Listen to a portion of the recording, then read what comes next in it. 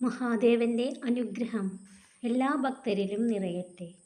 ഭക്തരെ, നഷ്ടങ്ങളിലേക്കല്ല ഇഷ്ടങ്ങളിലേക്കാണ് നാം നമ്മെ നയിക്കേണ്ടത്.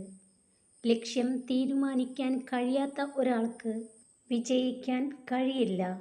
സമ്പത്തും ബഹുമതികളും ആളുകളെ അഹങ്കാരത്തിലേക്ക് നയിക്കുമ്പോൾ അതിൻ്റെ ഫലമായി തിന്മ രംഗപ്രവേശനം ചെയ്യുന്നു.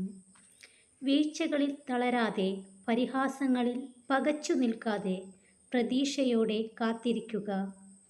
നിങ്ങളുടേതായ ഒരു ദിവസം ഉണ്ടാകുക തന്നെ ചെയ്യും. ചിലരോടുള്ള വിശ്വാസം നഷ്ടപ്പെട്ടു കഴിഞ്ഞാൽ പിന്നെ അവർ എത്ര ആത്മാർത്ഥത കാണിച്ചാലും അവരെ മനസ്സിലാക്കാൻ നിങ്ങളുടെ മനസ്സ് സമ്മതിച്ചെന്നു വരില്ല. കാരണം തെറ്റുകൾ ക്ഷമിക്കാൻ എളുപ്പമാണ്, തകർന്ന വിശ്വാസം പുനഃസ്ഥാപിക്കാൻ പ്രയാസമാണ്. ഭക്തരെ, നിങ്ങൾ എപ്പോഴും രണ്ട് കാര്യങ്ങൾ ശ്രദ്ധിക്കുക. ഒന്ന്, സഹായിച്ചവരെ മറക്കാതിരിക്കുക. രണ്ട്, വിശ്വസിച്ചവരെ വഞ്ചിക്കാതിരിക്കുക.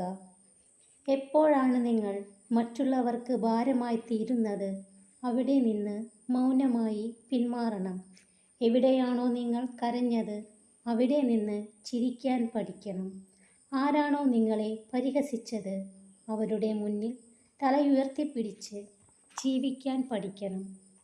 പരസ്പരം കേൾക്കാനുള്ള ക്ഷമയും സമയവും ഉണ്ടാകുമ്പോഴാണ് ജീവിതത്തിലെ എല്ലാ ബന്ധങ്ങളും മനോഹരമാകുന്നത്.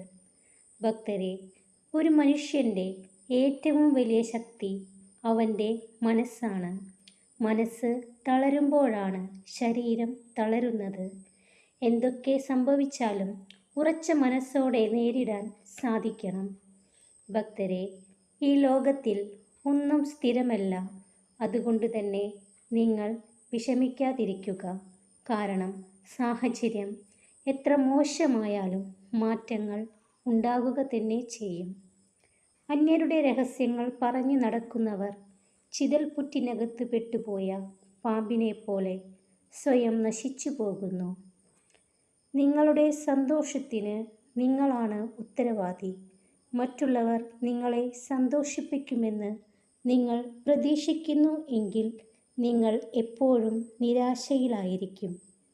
ഏറ്റവും നന്നായി നിങ്ങളെ സ്നേഹിക്കാൻ കഴിയുന്നത് ആർക്കാണോ അവർക്കു തന്നെയാണ് ഏറ്റവും കൂടുതൽ വേദനിപ്പിക്കാനും കഴിയുന്നത്.